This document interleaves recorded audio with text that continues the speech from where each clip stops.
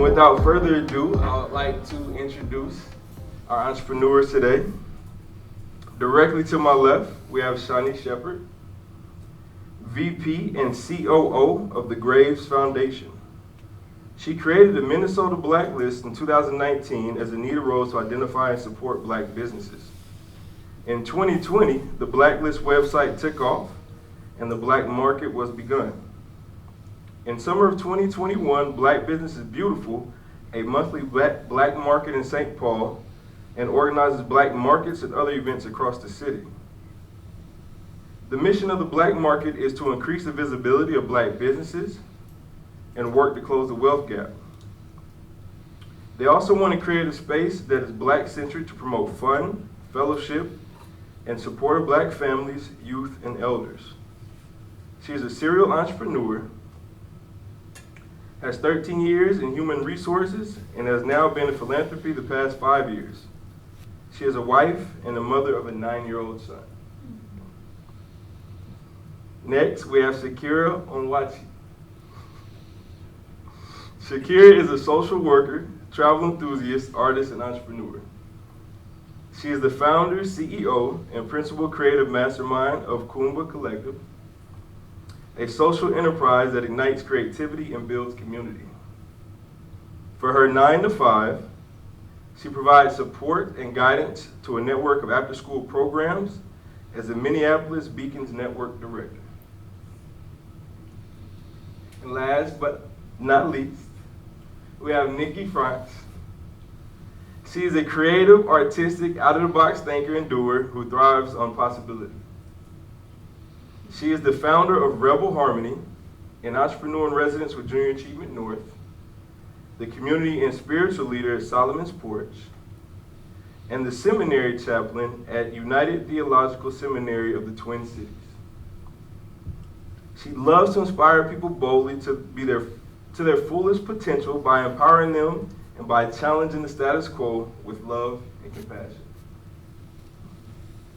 And these are our entrepreneurs.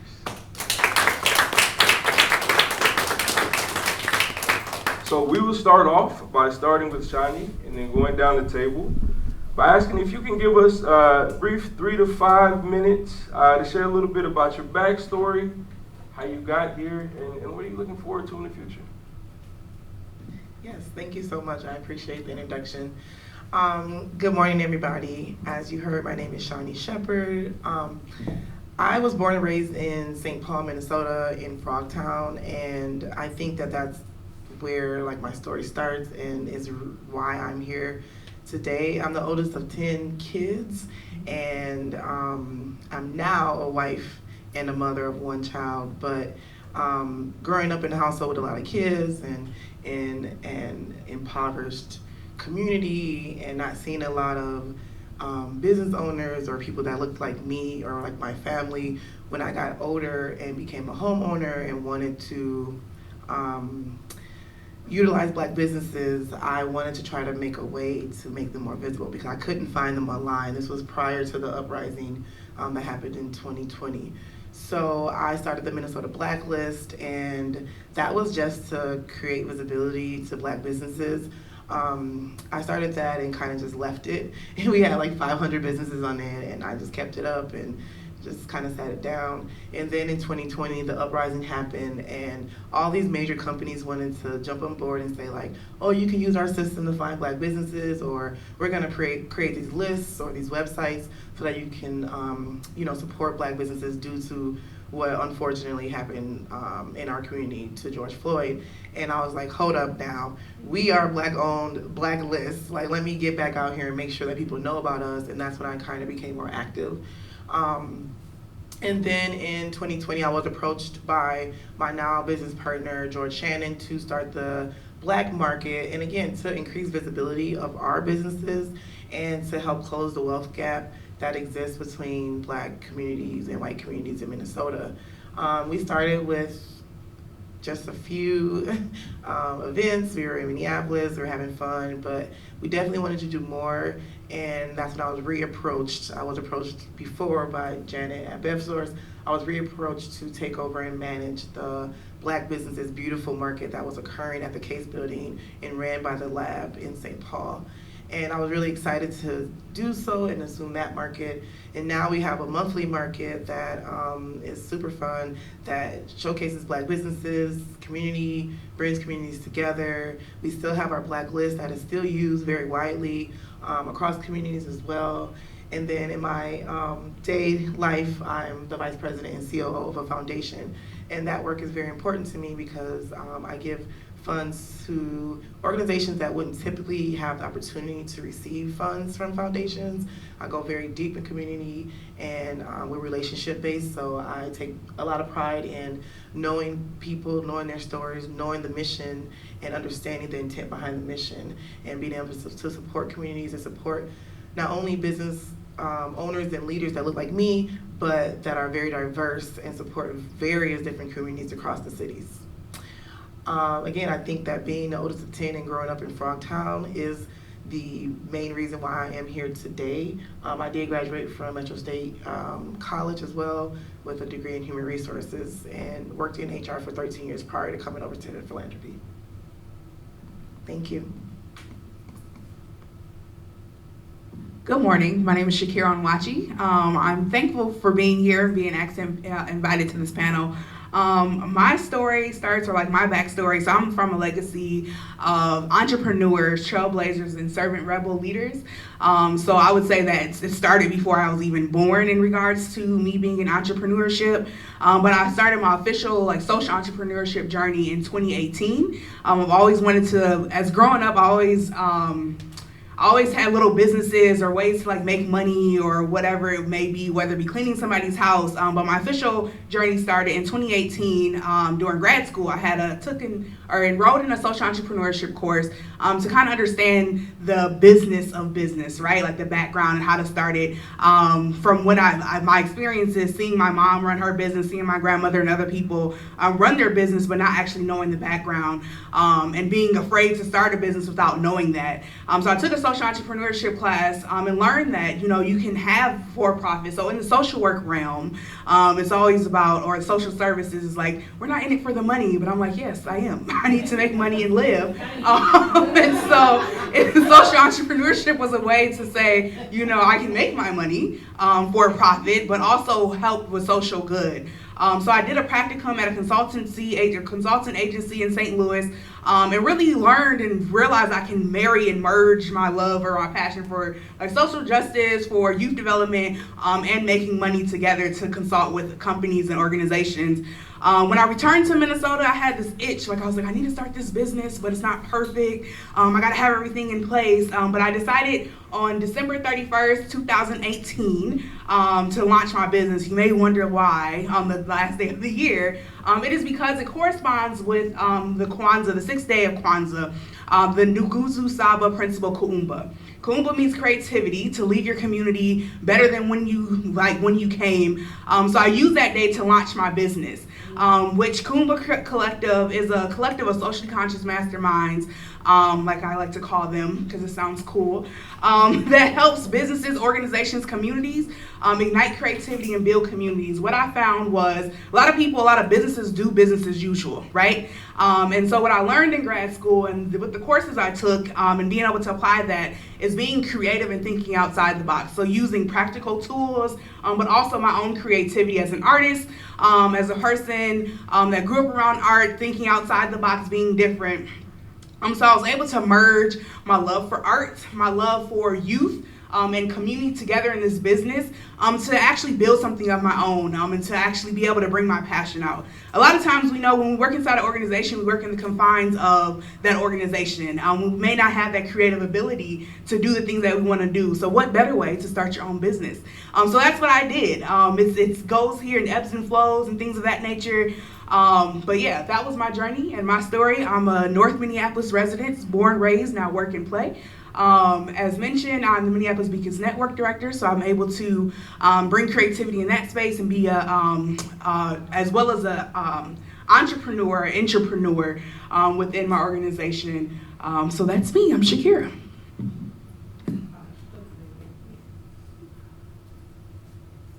Can we just just take a pause. I'm just kind of fangirling a little bit. I'm just like, oh my God, that's so great. I want to be your friends.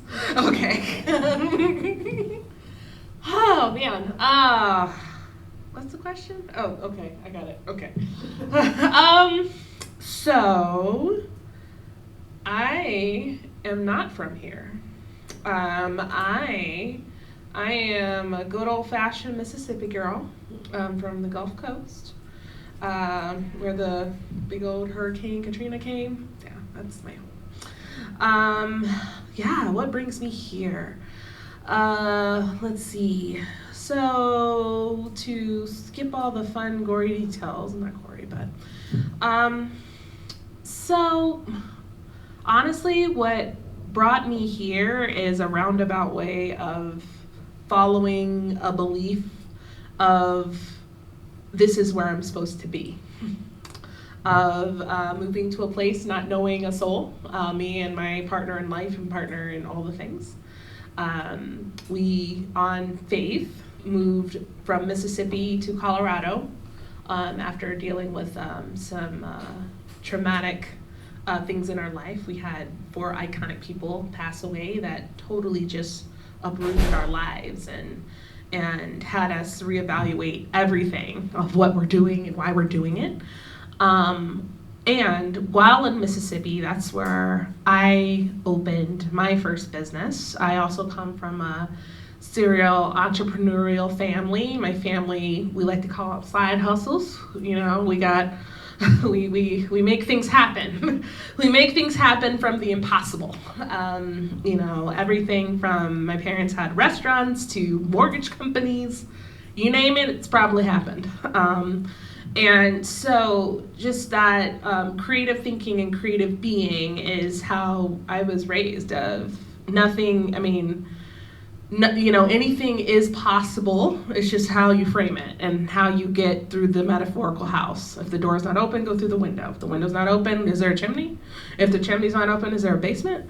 You know, so that type of problem solving and creative, innovative thinking. So getting back to moving to Colorado, that was a place just by intuition, by faith, was, hey, this is the next place we're supposed to go.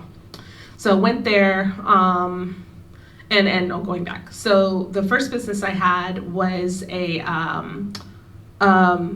piano lessons, a music business. So where I taught piano lessons and voice lessons, and it was really sweet. And it was my first time working with not only kids and youth, but adults, and to be able to come alongside people that I may or may not have ever met, and to help them to develop skills to accomplish something many of them always wanted to accomplish. I can remember a 40-year-old woman that's always wanted to take piano lessons, that worked in corporate America and just didn't have a lot of time, and all she wanted to play was Amazing Grace. And I can remember, you know, showing her the fingering on the piano and, hey, this is the roadmap to get to where you want to be. And I can remember us having one of our first recitals. This 40-year-old woman, she's in this beautiful ball gown, and she's playing the piano, baby grand piano on stage, and is playing Amazing Grace, and there's tears coming down her eyes of like, wow, this is possible for me. And that experience has helped to kind of formulate my life. To be able to create as many experiences like that as possible, to be an instrument for good and inspiration.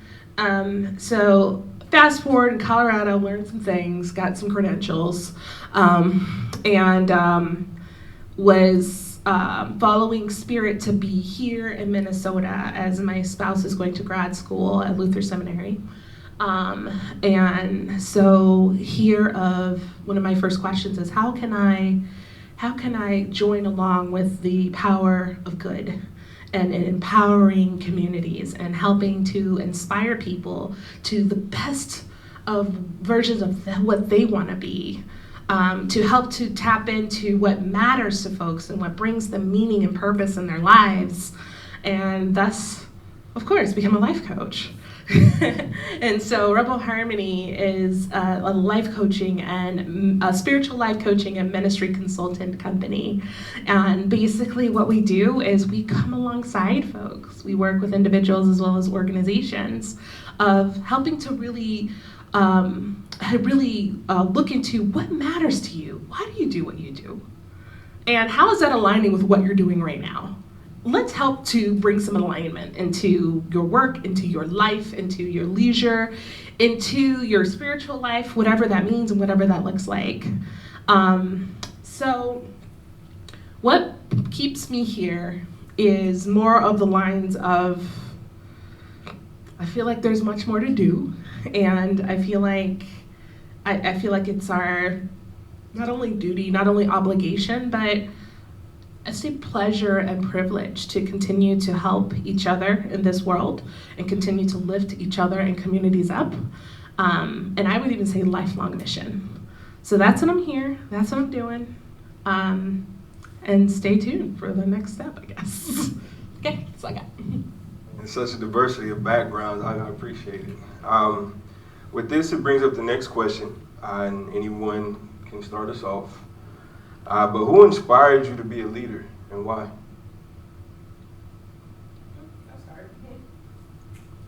Okay. I look at that inspiration as that creative spark, that inner mojo, that spirit within our hearts and our minds and even our souls. I would say that's my dad. So I'm a huge dad's girl. Huge. Oh, it's terrible.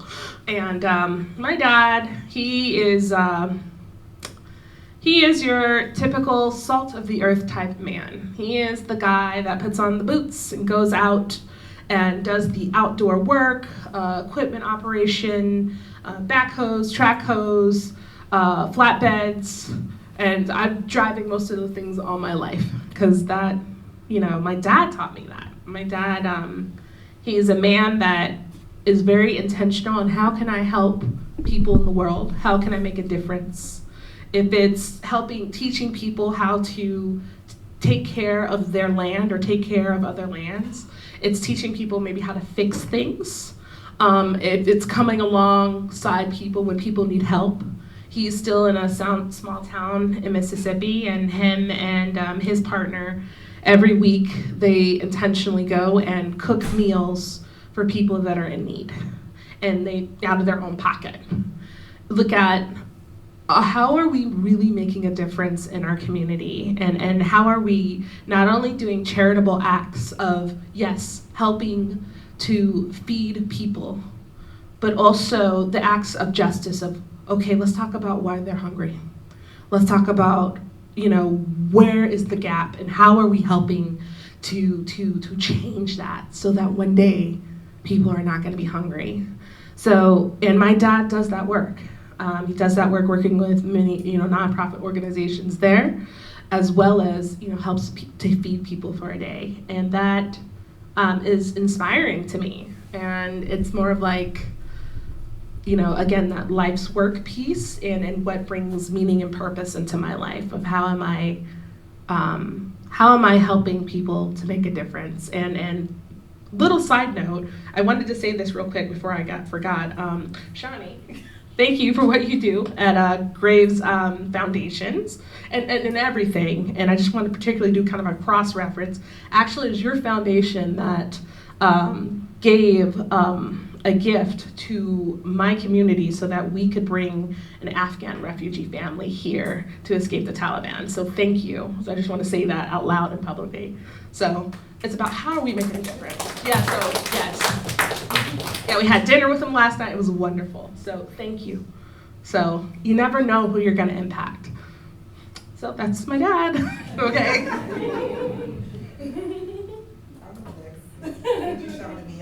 I know. Thank you. Thank you so much. I do love my day job. Being the oldest of 10 whole kids, some of which are just literally leaving their teens right now, you kind of fall into being a leader. And I took that job very seriously when I was younger because I wanted to be the leader. I wanted to be like, I'm gonna show them all how to become successful and be great in life. And I very quickly found out that that's not what leading is. But the person who inspired me, I would say, is my grandmother. She very much was the leader of our family. She did anything and everything to ensure that we all had everything we needed to survive and live and try to thrive in some kind of way. And that definitely translated to my life now as an adult.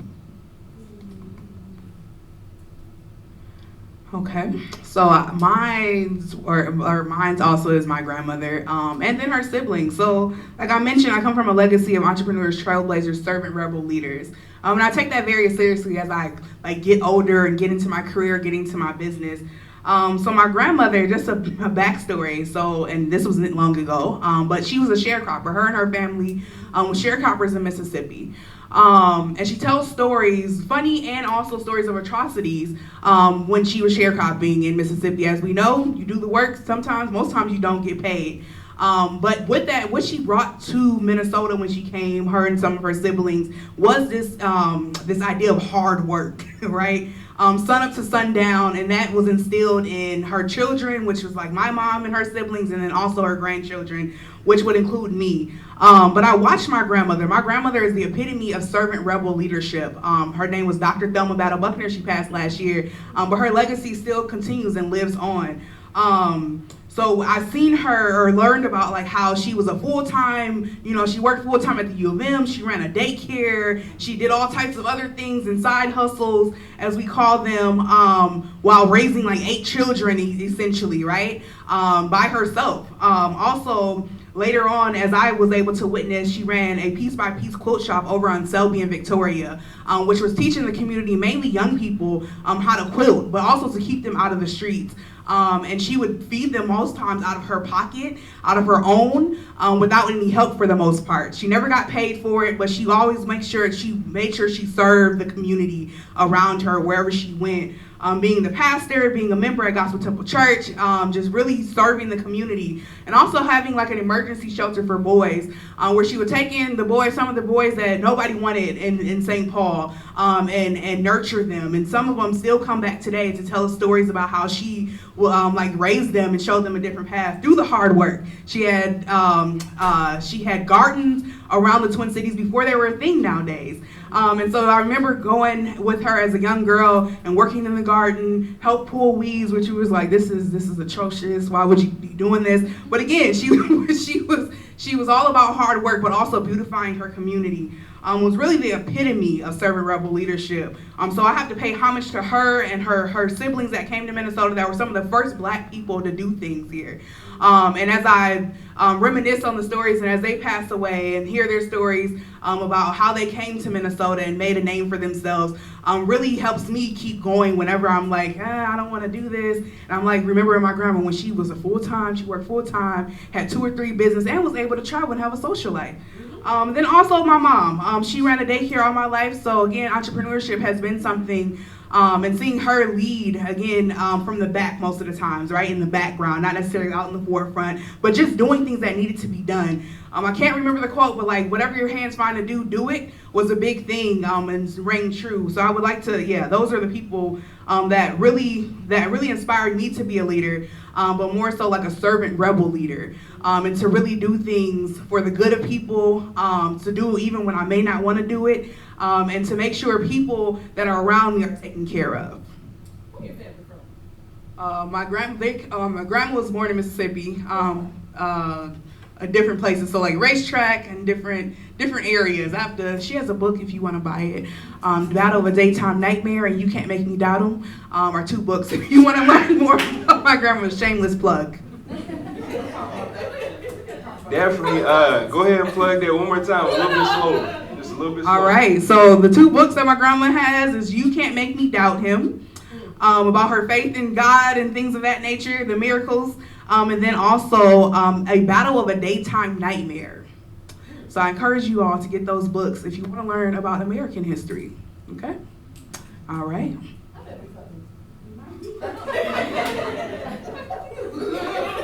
Amazing. Oh, man.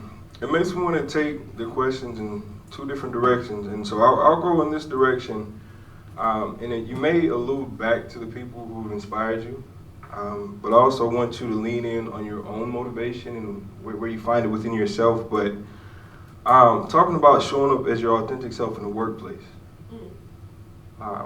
what does that look like for you? And how do you do it even when it makes others uncomfortable?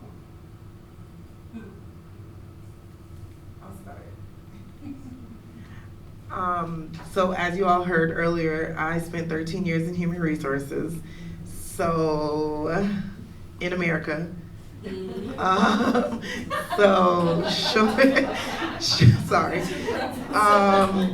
Showing up authentically was always hard for me, but I was adamant about going into every institution or corporation, organization, and being the most me I could be, right? But that really did something, I think, to my psyche. So after leaving human resources and now being in philanthropy, and one of the very first lessons that I learned by my boss, Bill Graves, who's amazing, was show up as yourself, right? And there's a power balance that you want to always keep in check. So you're not showing up with your suit on, right? You're not showing up and making people feel as if you're the president of the United States of America. They need to bow down to you. You are showing up as an authentic person in community. And that took a long time for me to really, truly understand.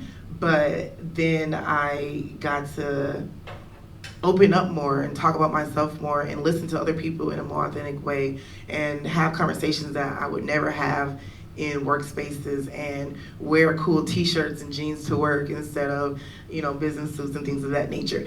This is still me. I like my outfit today, but I mean, what you wear and how you present yourself is very important, especially in the Black community with our hairstyles and the garb that we like to wear and some of the messages and images on our garments. And I was always made to enforce policies that told people to show up as a worker and not as Sarah or John or Johnny or Dominique or Deshandra. So today, I think the way that I ensure I show up as myself is I constantly check my own biases. I think when I'm getting dressed, like, do I want to wear this or am I wearing it because I feel like someone wants me to look like this? I think about what I'm saying. I do not code switch often. When I'm writing, I still do because it's kind of hard, but when I am in conversation, I do use ebonics sometimes. There are times that I do use swear words if it's in appropriate contexts. I do not mute myself for anybody, but I also recognize others and situations and dress codes and how to talk, when to talk, where to be, and I respect those things, but I'm still me every single day, regardless of where I am, who I'm with, president, janitor, anybody in between. And I really, really, first of all, thank my employer and just the industry that I'm in, because not everyone has the ability to live their truth every single day. That was great. I echo everything, whatever she said, that's how. But I would also like to add, so I went natural like about 10, 12 years ago, right? So the Black woman, we went through this natural hair movement where we went back. And so that was in college, undergrad. And going to interviews and things, I still was teetering on if I should flat iron my hair or let it be curly and let it do its thing. But as I got older and as I got into spaces and got comfortable with who I am and myself, and learning like the power in your crown, right? Like I show up at interviews with my hair being curly, or being in a twist out, if you will, or if I want a flat iron. So, but not really thinking about like, is this appropriate, right? Is this professional?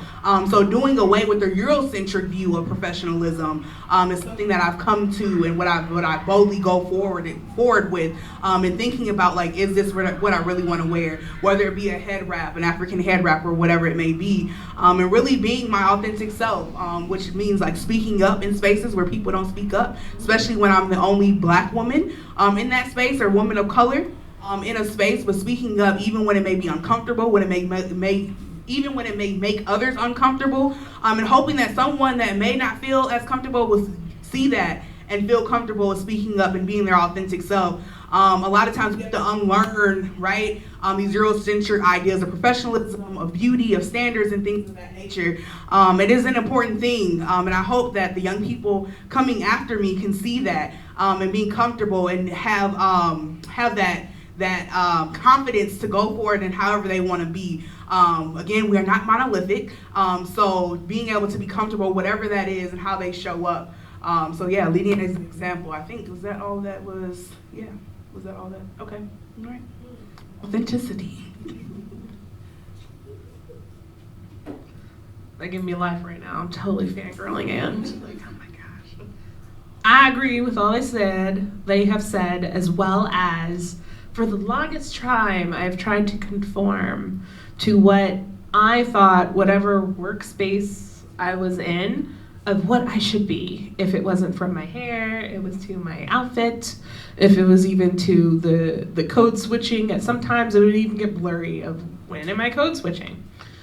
I don't know, I guess what had changed was not only starting my own company and really starting to embrace who I am. There's multiple facets of myself, and that's not a bad thing.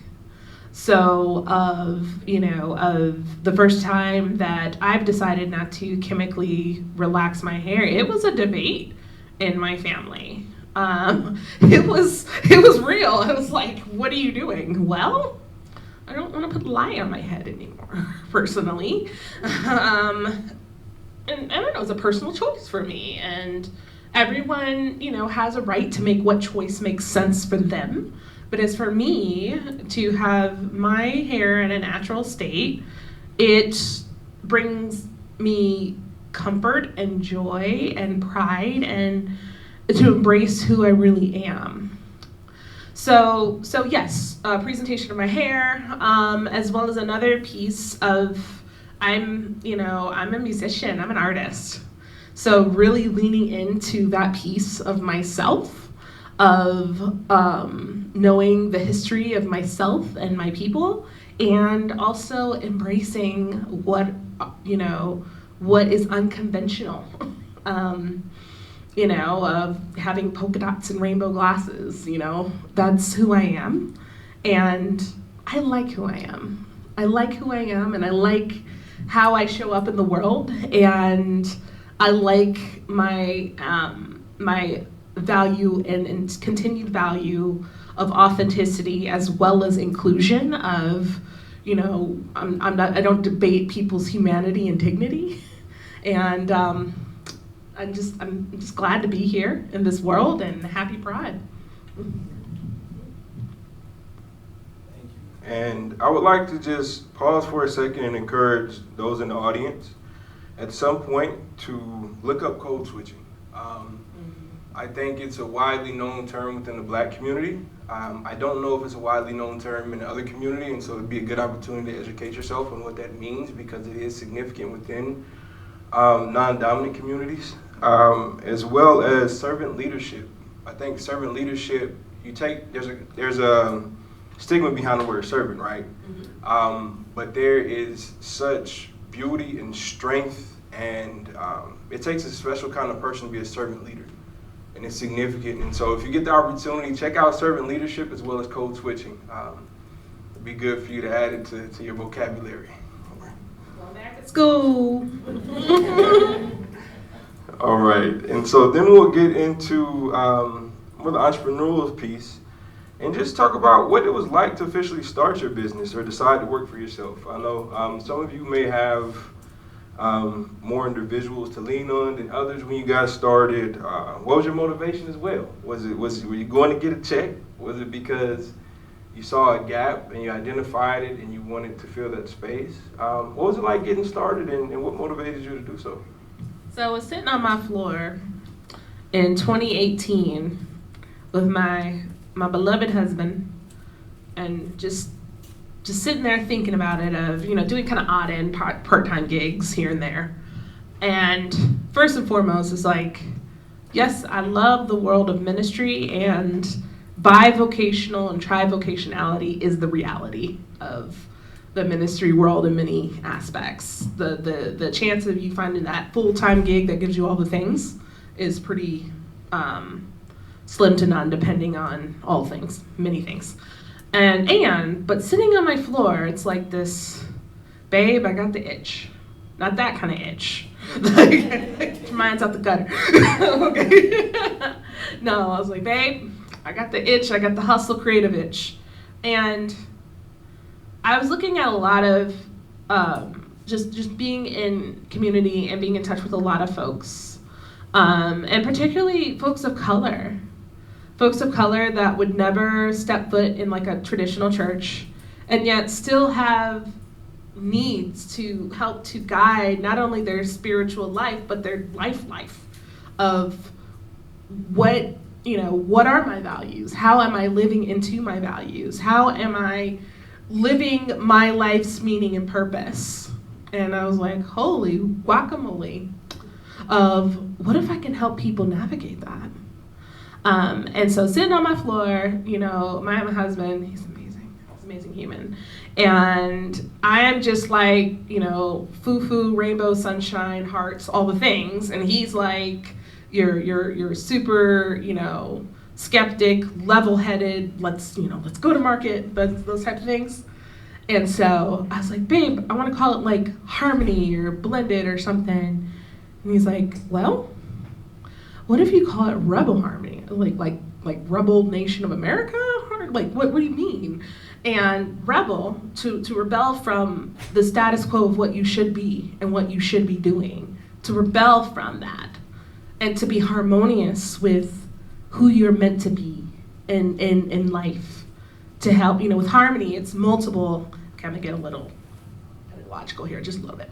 Okay, so with harmony, it's multiple notes, and those notes come together with some sort of dissonance or some sort of interval to accomplish a purpose depending on what the composer wants to accomplish. So you have like triads, and you have sevenths and ninths and all type of beautiful pieces of music that many of us know and love is created with some sort of harmony.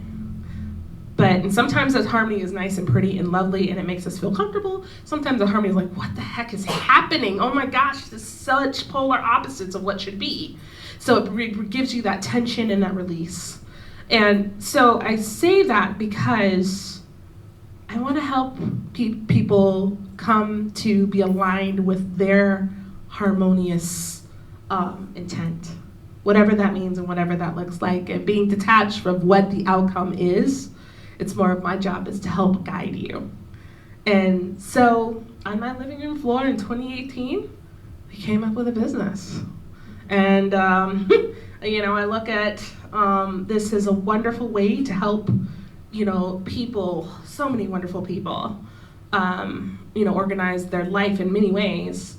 And I look at it as my 401k, if everything drops out, being real.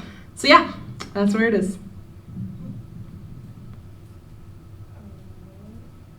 So being the serial entrepreneur that I am, I started my very first business because working in human resources as a young black woman, at the time, not young anymore, but it was hard, and I don't think a lot of people realize how hard it is to be black in America in some positions. And it took a toll on me. So one of my very first entrepreneurial stints was to leave human resources and become an HR consultant and start my first business, Shepherd HR Consulting. And I cried to my husband, like literal tears, and I was like, I can't do this anymore. I have to do something different. I had my son, my only child at the time, and I just was depressed, honestly. I didn't want to go to work. I didn't want to work for outwardly racist people at that time any longer. I didn't want to enforce policies that weren't legal, much less than ethical or moral. And I was just done. And I started my consulting agency and got my first client and was excited to take on the work, but also very quickly found out that I'm not a starving artist type of person. and I didn't want to do it. I spent a year doing that, and then I was very quickly went back into working. But I did go back into working, saying that I would never work for these organizations again. I'm interviewing them just as much as they're interviewing me.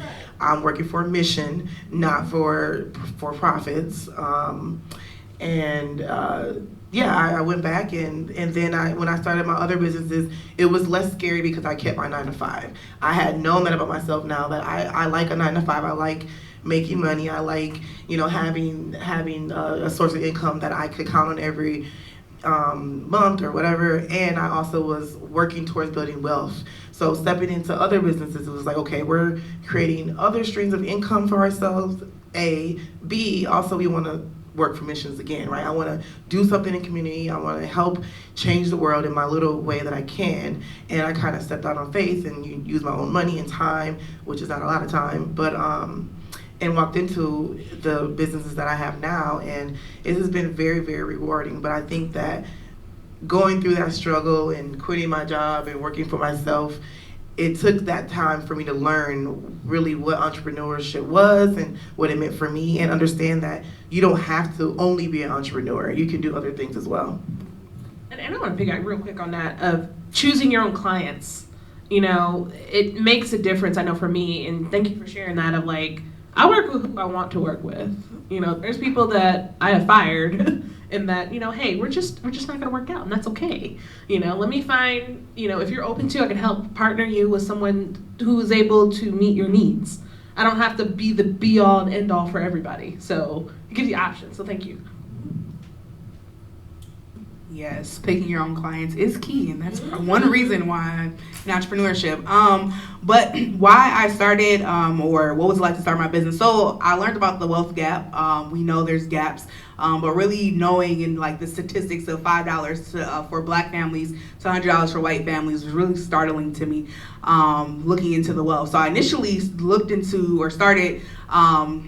Looking at entrepreneurship officially because of that, and being able to close it. Like my first business idea was to address the economic wealth gap, and I do that in certain ways within my current business, but also being tired of like the low-paying social service jobs. So I know people can be like, you can go into nonprofit or for-profit and make a lot of money, but again, loan forgiveness is a thing, and I need to get my loans forgiven, so I stay in social services until that 10 years of whatever.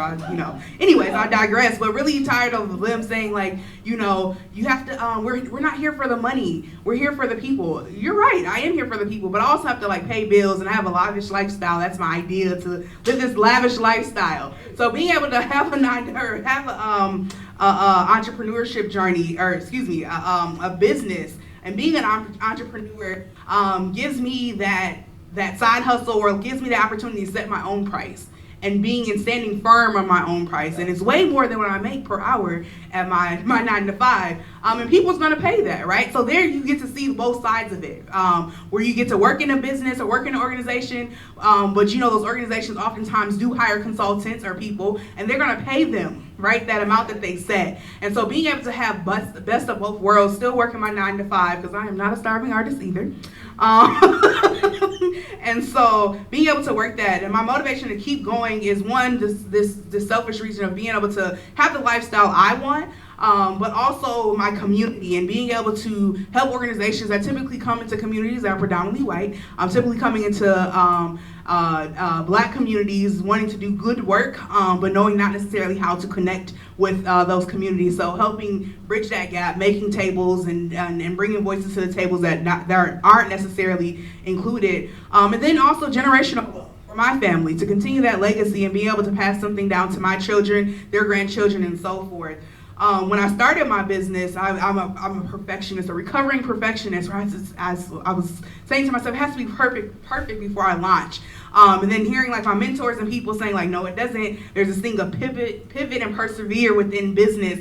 And then so I decided to share publicly to have accountability. Because a lot of times I kept these ideas to myself, and I didn't share them. But knowing that people know that I have a business helps me stay accountable and staying on track and motivated to continue the work that I'm doing with like being a servant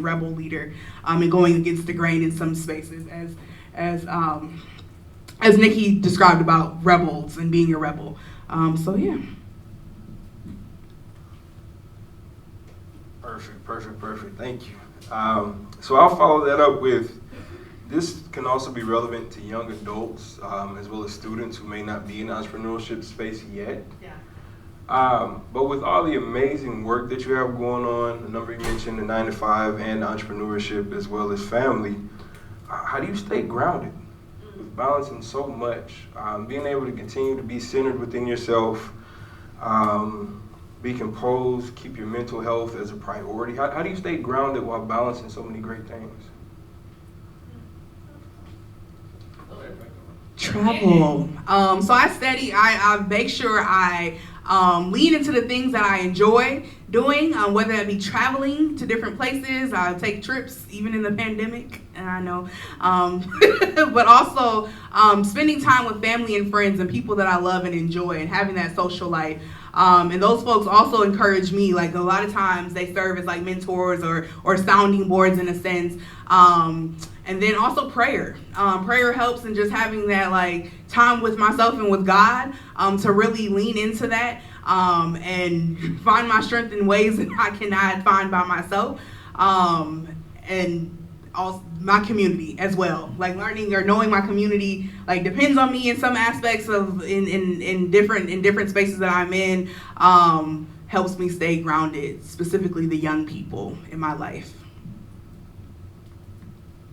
So I am not a young person, and I wish I learned this when I was young, because it would have saved me a couple decades of pain. But I went to Kenya in Africa last year. My husband and his family are from there, and the people in Kenya work so hard. All of them, whether they're rich or poor or in between, it's just very obvious they work so hard. But they're also very happy, pleasant people. And I constantly find myself being an entrepreneur, being the vice president of someone else's company, being a mom, being the oldest of 10 crazy kids who are still, need a big sister. And being, someone in community, like, not being grounded and being upset or being frustrated, not upset, but being frustrated or being stressed out. And when I left Kenya, I saw a billboard that said, take a piece of our resilience or something of that nature. And I'm like, you know what? I'm gonna take a piece of this piece. So now what I do is I prioritize whatever it is that brings me peace. And for me, that's my husband and my son, and just being at home and not picking up my cell phone and not, checking my emails. So I would just say, just find whatever that is. It's always something different for everyone. It may be gardening, it may be working out, it may be shopping, it may be walking. Just find whatever it is that gives you peace, and be sure you prioritize it. Like, schedule it if you need to, because a lot of times we just get so busy that we forget about our own selves. And that could be really detrimental, especially with mental health. A lot of our youth are facing a lot of mental health issues right now. It's very unfortunate. So it's very important to find what keeps you happy and keeps you at peace, and who you can talk to when you're not feeling good, right? Find that outlet. My husband is an outlet for me, and so is my sister. And I'm constantly in their ear, venting, crying, talking to them about my worries and cares, so that I'm not keeping it all inside and then waking up one day and feeling like I just can't do it anymore. So find what works for you, schedule it, prioritize it, and then find those people, that person, whether it's a family member or someone just in your circle, a coworker, a boss, anyone, a mentor, can be that person that can listen to you when you just need that outlet.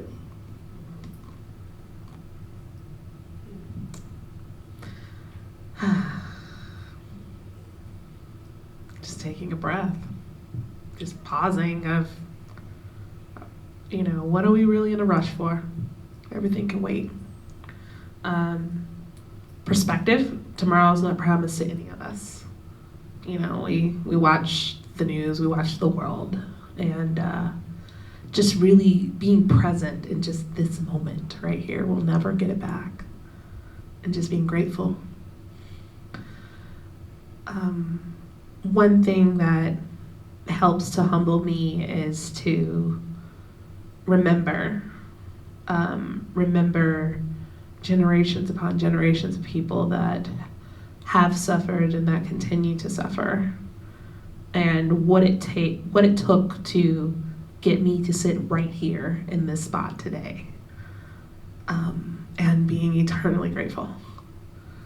Some things that I couldn't even imagine happened to my ancestors. I know some of it, but I don't know all of it. As well as having a community that holds me accountable. It's no secret, I'm a church pastor, and every pastor needs a pastor. Of like, you out of line, you know?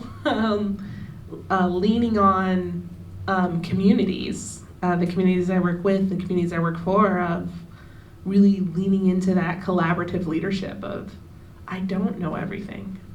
I don't know everything. I don't have it all together, and I just care deeply about what is possible and where we are now, and I need your help. And you need me, and we need each other. So let's go and do that. Also having I like to call a sort of internal glam squad. I have an amazing therapist. She, I definitely get my money's worth. I have a spiritual director, or this person intentionally works on me and my soul and my spiritual needs. Definitely get my money's worth there. And yeah, it's just more of like, if I'm inspiring and trying to work with people to be the best versions of their selves, it has to start with me. And having the grace when I fall or when I, run into roadblocks and challenges, having the humility to get back up, dust myself off, and continue to move forward, whatever forward looks like. Maybe it looks sideways, maybe it looks sidestep, maybe it looks backwards for a time. 2 step forward, 1 step backwards. But the reality is that I'm not alone. And if you all hear nothing else, know that you're not alone. And how, to motivate our young folks of telling them the same thing. Of you don't have to have it all figured out right now. It's okay to not be okay. That's okay. I mean, the whole world is not okay right now. And we're just doing our best. And that can be enough for now. So yeah. Thank you. That's a perfect way to end and segue to any questions that our audience has today. So if you went to sleep tonight and you woke up tomorrow morning and you were back on the first day of your very first entrepreneurial journey, what's the biggest thing you changed about how you did that? Oh my gosh, I was scared crapless. Can we? This is for the kids, right? Okay. I was I was cautiously cautious. Oh my gosh, it took a long time. So my first business was a voice and piano teacher. And I was taking piano lessons when I very sheeply asked, I was like, hey, how do you teach here? I have a degree in music. How does that work?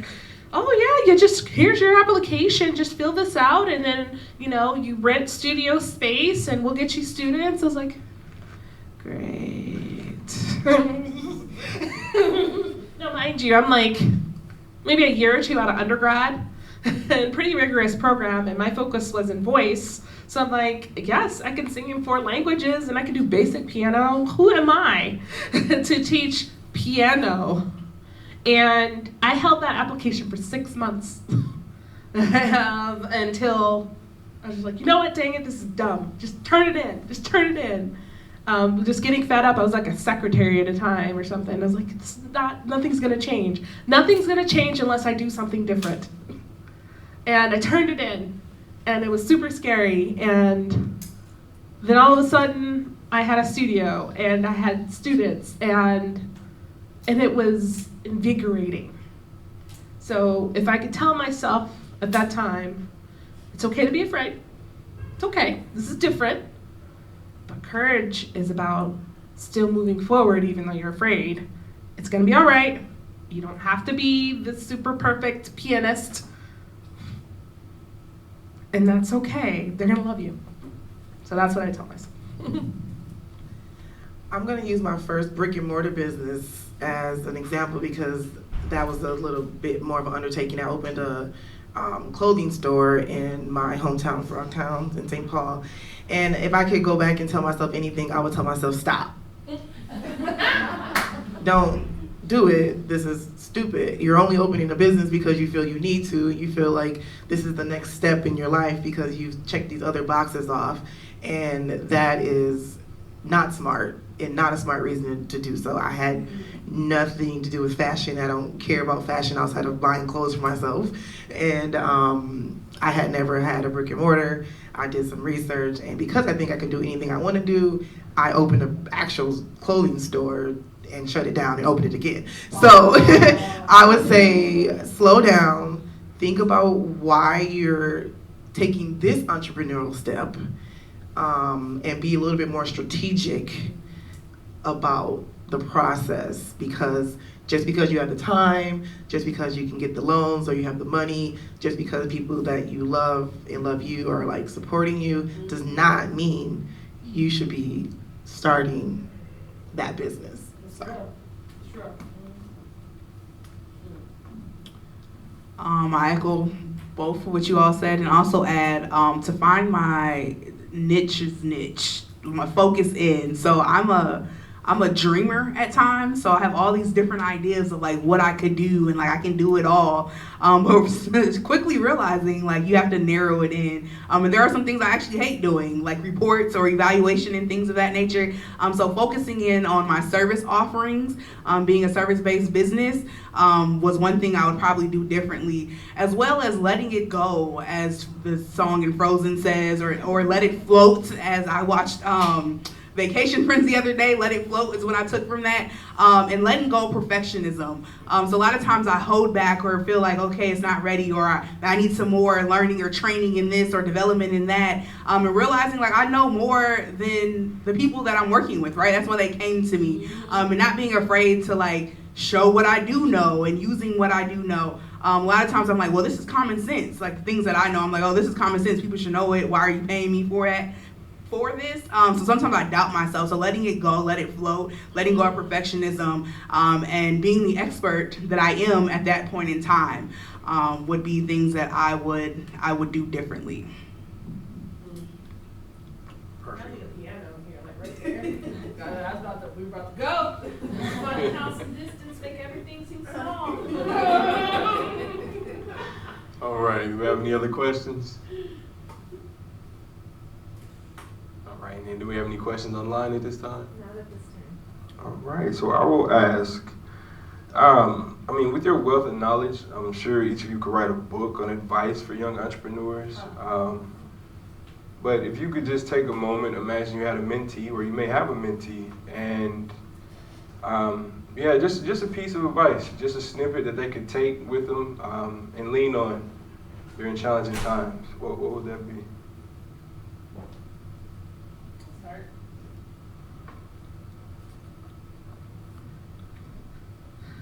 If you're not having fun, reevaluate.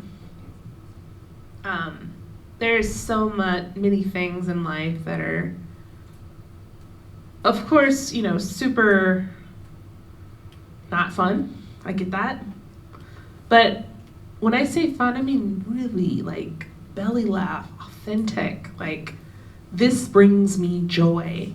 I have joy by doing this, whatever this is. Keep doing that.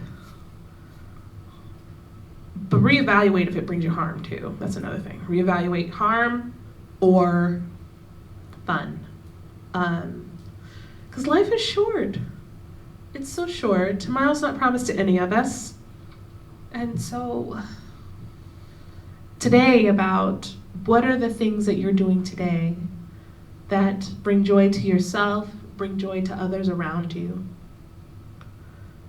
Because joy is something that we can have a lot more of in this world. Yes, what is the point of doing things you don't enjoy? Being an entrepreneur, you might as well just work a 9 to 5. But mine will be, and I quote Rihanna, "Pay me what you owe me." But more so, knowing your value. A lot of times, again, we work in jobs, which I understand. I understand being a business owner, the structure and all that. But when you're an entrepreneur and in business for yourself, knowing your value. And not wavering from that. If you are charging $500 for a painting, charge $500 for a painting, right? Like, don't charge $100. A lot of times I tell people you're charging too low, and a lot of times people tell me the same thing, because people are going to pay you, right? So knowing your value and being able to show your value. So again, pay me what you owe me, Rihanna. That's right. Look, we take installments, multiple payment methods. Please don't get it twisted. I'm just realizing I'm the least interesting person on this panel. Thank you. Kidding. What I would say is 4 things. First of all, there is no clock.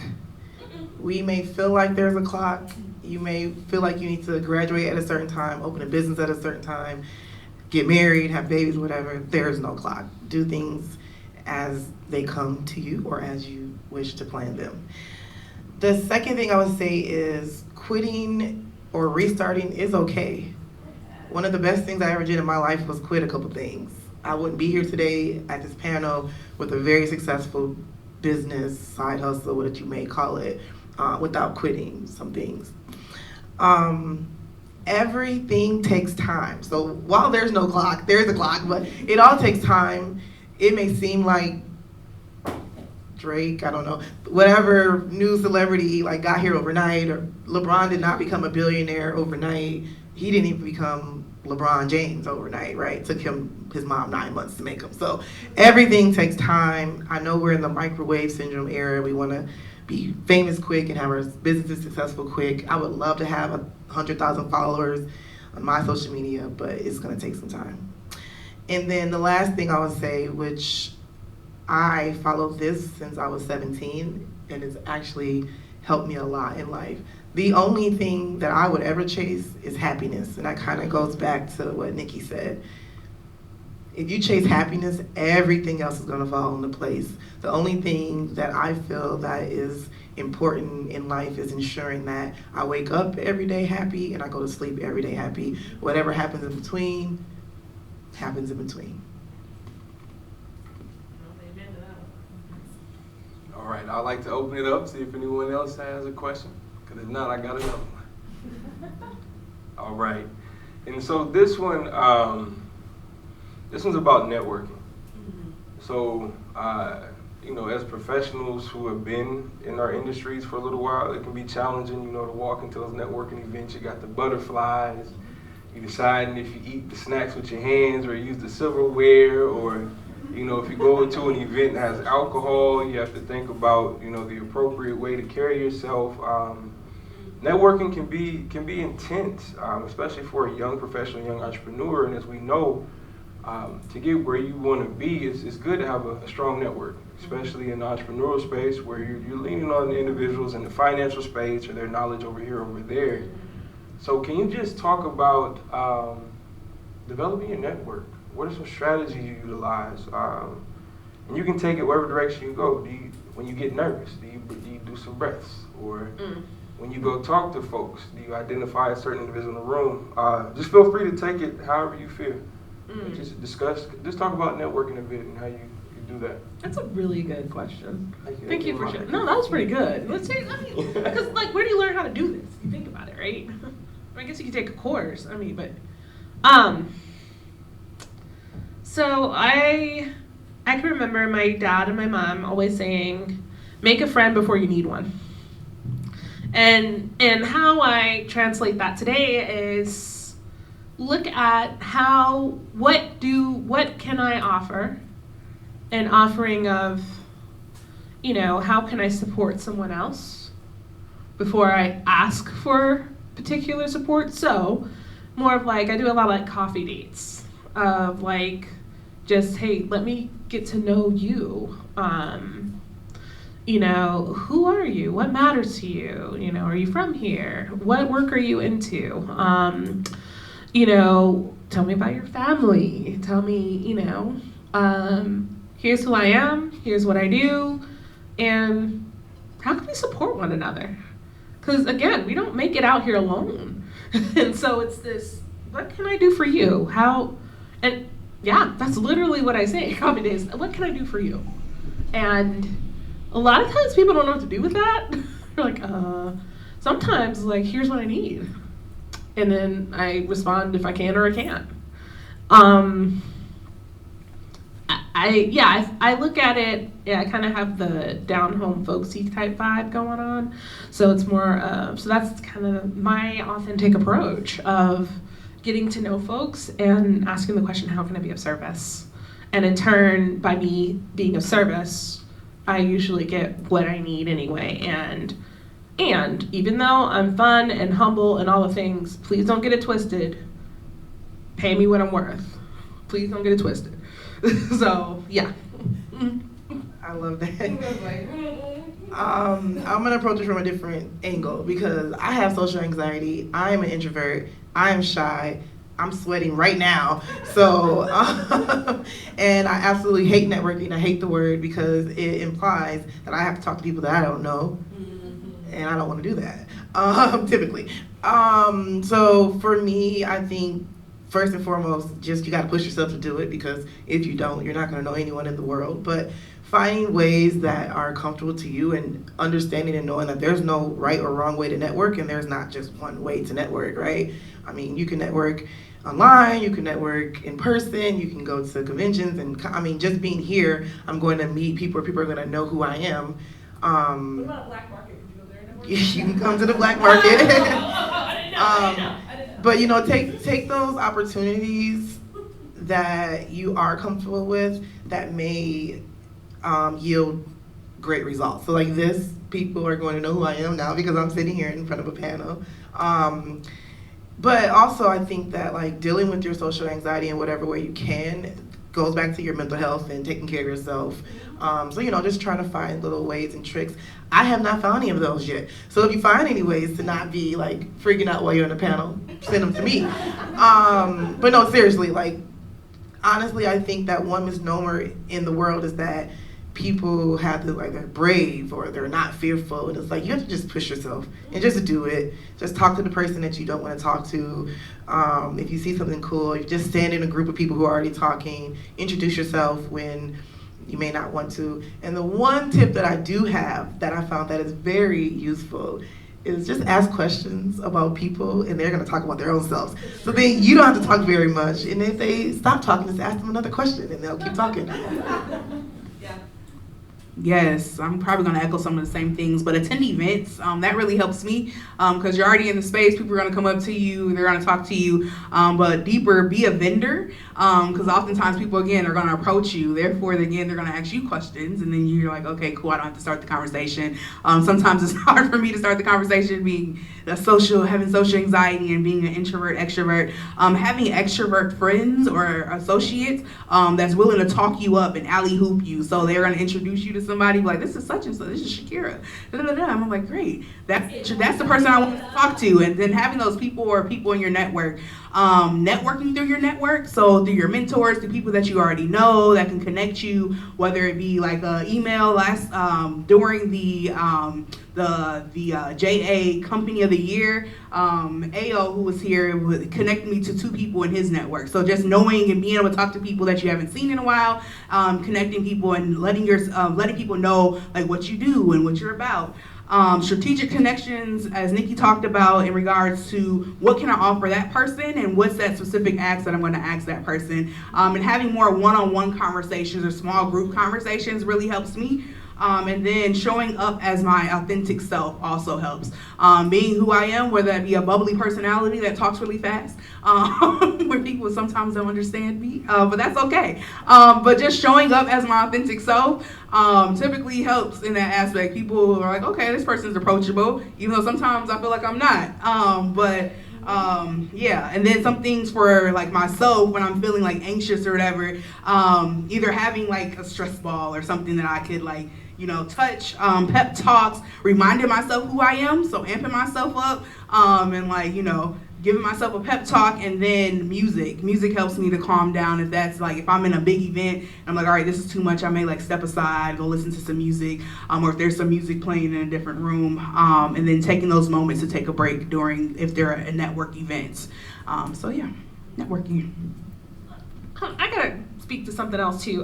So I'm gonna speak a little bit to the other side of things. I definitely wanna acknowledge my business community sisters here, and I thank you for bringing up the social anxiety piece, because I know that's huge. So thank you for sharing that and being vulnerable about that. And so, speaking from a raging extrovert's perspective, the challenge on my side is to kind of, you gotta tone it down. Okay, I know you're excited to see people. I know it's great, and the person in the corner. And so, with my Clifton Strength Finder, I'm the woo person and the collaborator. So I'm like, okay, this person in the corner's not saying anything. I need to go and talk to them now, and and bring them a part of this conversation because they want to be here. Right? So for my more extroverted people, understand and pay attention to the energy in the room, and thinking, more of, hey, if you want to speak to maybe the people that aren't talking as much, or maybe in the corner, just match their energy, at least at first, to help to open up the lines of communication, as well as to make make them feel more comfortable, honestly, because I used to be that person, like, oh my gosh, hi, how you doing? Different people need different things. And so thinking of, hey, if the goal and the intent is I want to connect with people and make meaningful connections with people that are like me, as well as people that are different than me, then it'll be some adjustments, and that's okay. That's great. We can go to the club or do a dance party, and then totally just rage out, full extroversion. There's a place to do that. Okay. Perfect. Thank you. All right. The next two questions will be focused on resources for young entrepreneurs, and this first one is specific to Black entrepreneurs. But do you know of, and would you be willing to share some resources that are available for Black entrepreneurs in the Twin Cities area specifically?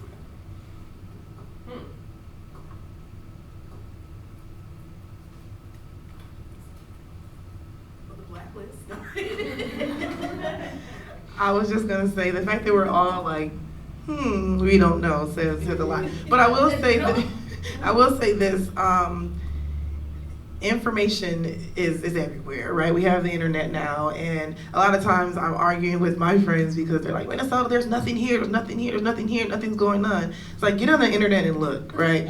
Type in Black entrepreneurial loans, Black entrepreneurial help, Black entrepreneurial mentorship. Like, go to Google and type in all the different kind of keywords with Black entrepreneur in there in your state or city, and you will find a wealth of knowledge. There's a ton of things. The SBA has, Small Business Association has things. The Neighborhood Development Collaborative, I believe, NDC, their name is wrong. They have things for entrepreneurs. There's a ton of resources. Just because we may not know them, does not mean they do not exist. I know for a fact there's a ton of them.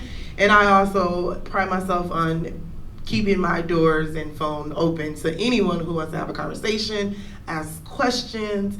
I'll take you out to lunch or coffee or whatever. I think that's one thing in Minnesota. There's a ton of Black business people and entrepreneurs that are always willing to give back and have conversations and assist with the youth. I had to rack my brain. So a few years ago, the city of Minneapolis had like a Black Business Week, and they also developed a lot of other like resources within the city that you can go to and use for Black businesses. I'm drawing a blank on the name or whatever, but just check out the city of Minneapolis website. If you're in Minneapolis, there's a certification, small minority business certification, which is like a collaboration between the state and I believe like Hennepin County, Ramsey County, the city of Minneapolis, city of St. Paul, something like that. I'm drawing a blank on the certification name, but they usually like send out different like emails or things for trainings or workshops or things of that nature. The Black what is it? Black Business Commerce. I know I'm messing it up. Black Business Commerce, something of that nature. Neon in Minneapolis is another place that you can go to. I'm drawing a blank on what Northside Economic Opportunity, I don't know. But Neon, which is on Broadway. There's a Black woman, I'm gonna get these names, I'm gonna Google something. There's a Black women's network of some sort that's also based in Minneapolis. I'm not doing a good job, I should have did this research, but I know of those ones. And then also like she said, in regards to like myself, I'm also open to like having conversations. You don't have to pay me or anything, but I enjoy like talking to and aspiring entrepreneurs, people that are like just getting into the business. I love inspiring people, like, yeah, just do it, and amping them up.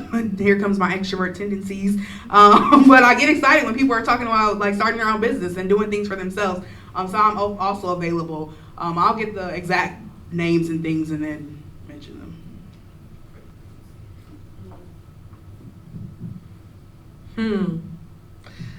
Yeah, I would start with, as well as I would love to take anyone to coffee. I have my scheduling app on my website. Please set up a time that works for you. Would love to have a cup of coffee and help to work with you. And I look at that as an investment into the future, into community and into life. As well as what I would say is there's a lot of organizations around here. I think of like the, many Black sororities and fraternities. I'd give them a call, like, hey, here's what I'm trying to do. Help me out. Who do I need to talk to? As well as, we have First Independence Bank right down the street. It's our first Black-owned bank in the state of Minnesota. Huge. Walk in there, be like, hey, I want to start a business. Who do I need to talk to? I'm that person that just like, hey, who do I need to talk to? As well as, the Black Chamber of Commerce here, the Rotary. I would look into asking those questions. And, there are a lot of resources here.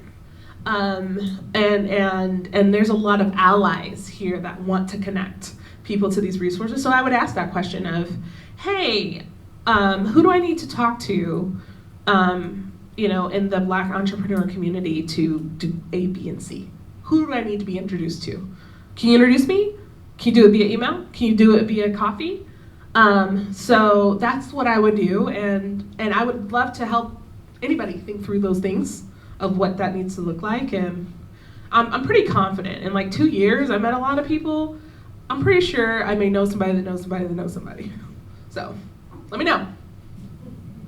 All right, so I got the names officially of the different organizations that I was looking for, or that I was mentioning. So is this the other one? Hold on, sorry. So the Minnesota Small Business Certification Cert program is one that you can look at. You can become certified. They connect you to different city vendors and things of that nature. Neon, which is the Northside Economic Opportunity Network. You have the Black Women's Wealth Alliance, which is based in Minneapolis.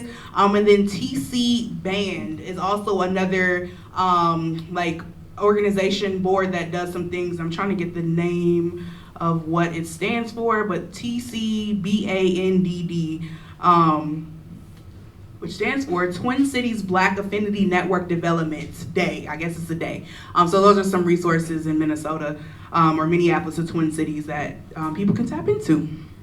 Real quick, before we move on, I also wanted to shout out the college and career centers at your high schools that are in, I think, both Minneapolis and St. Paul. Entrepreneurship is a career. They should have a lot of resources for you.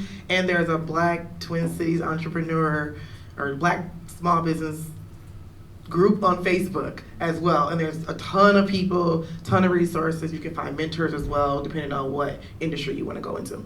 Okay, and then shameless plug, and this will be my last one. Junior Achievement has a program called Launch You. All right, so that's another program that young people can tap into, 14 to 18 years old. You can join us. The applications are open for next year, next fall. There's a Black student cohort, there's a women's cohort, and there's a general cohort. So those are things that young people can tap into. Had no idea. Hot dog. Which I'm also an entrepreneur in residence. I know Shani's busy, but we may need to talk to her about getting involved too. No, thank you so much. And I think it was good to have a spectrum of resources and resources identified, because you had specific resources, but you also had it very vague with how to look for resources, because some young professionals don't know how to do that. And so that was a perfect spectrum of that, and so I appreciate it. And with just a few minutes left, I was going to ask the second question about resources, but I think we'll jump to how can we reach you, whether that's social media, whether that's your website, whether that's another avenue, and then opportunity for shameless plugs. What do you have working on that you can share at this time? Do you have positions available? Just really opportunity to talk about what you got going on right now. All right, so you can find me at KoombaCollective.com. Koomba is up here. How you spell that? KoombaCollective.com. All the social media links is linked to that. There's a space you can book a time to chat if you want. And I do have some opportunities available, whether it be like internships for young people or young adults or whoever, and then some. So I work on a affiliate consultant base model, whereas I don't necessarily hire people, but we collaborate. So I'm looking to expand my affiliate consultant network for people that work in different areas that we work within for Koomba Collective. And then also, I just recently launched SpokenTotes.com. I'm a little hesitant to put that out there because I'm I'm trying to overcome my perfectionism.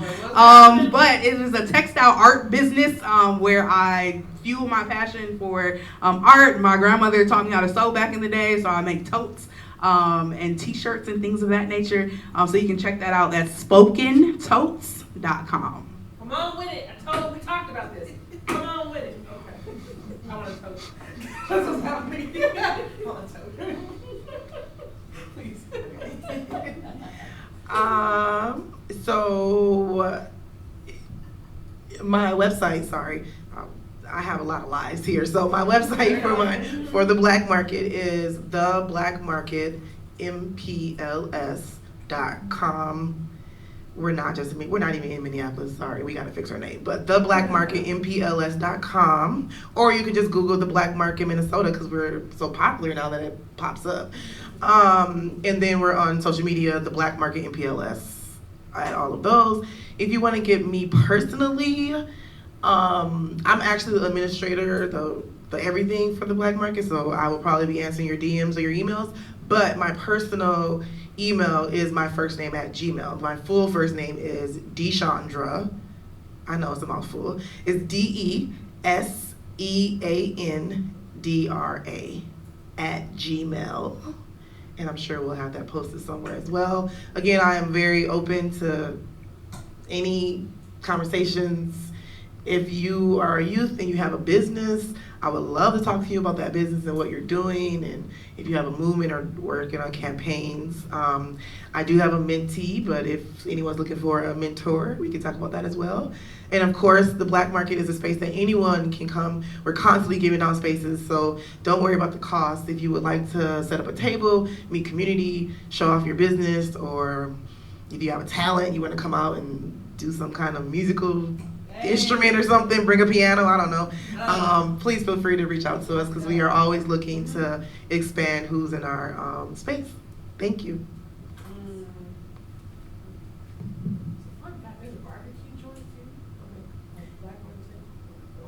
Is it good though? Oh, okay. Sorry. Okay. What's the question? So you can get in touch with me at rebelharmony.com. What do I have coming up? Exciting. I'm actually about to go on a little hiatus because me and a dear friend of mine, dear buddy of mine, we are getting ready to start to look at what does a partnership look like. So I'm slowing down to speed up. more information will be on the website. We're going to go on a retreat this summer, and we're going to see what the Spirit's doing. It's going to be some amazing stuff. We got some really, really big plans. So I know it's really cryptic right now on purpose. I know that. But this time I am full as far as clientele. But you're more than welcome to put your name on the waiting list, and things happen and things change, as well as I know other coaches and stuff too that if you're in need of support. Let's get coffee and let's dream about what's possible. It's on my website. Today, so this summer's a pause to slow down and speed up. That's what we got going. Come see us, let's talk. All right, thank you. Can we give our panelists a round of applause?